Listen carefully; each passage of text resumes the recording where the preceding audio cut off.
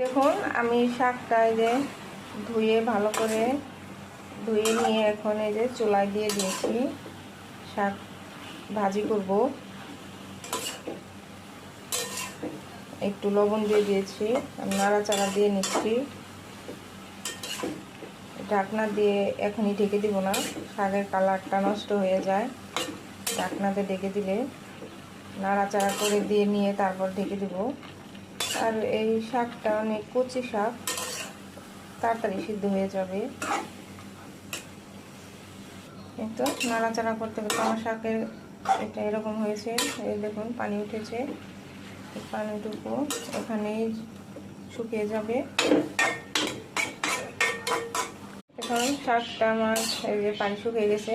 এখন শাকটা আমি মাছটিয়ে নিব বাগারটার জন্য।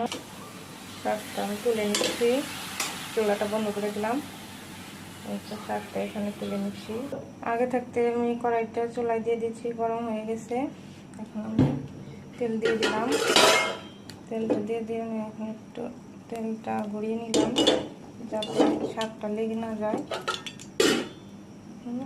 এখন একটু দুটো শুকনো মরিচ ভেজে নিব। শাকের সাথে শুকনো মরিচ খেতে অনেক ভেজে নিচ্ছি। এই তো দেখুন দিয়ে দিলাম, আর একটু দিয়ে দিলাম, আর একটু দিয়ে দিলাম।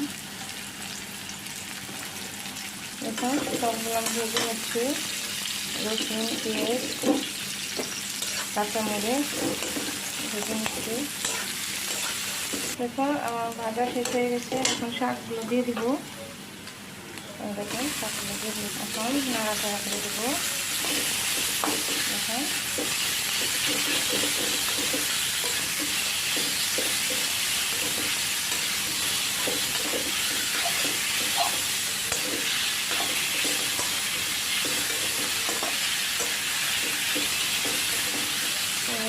শাকটা রান্না শেষ।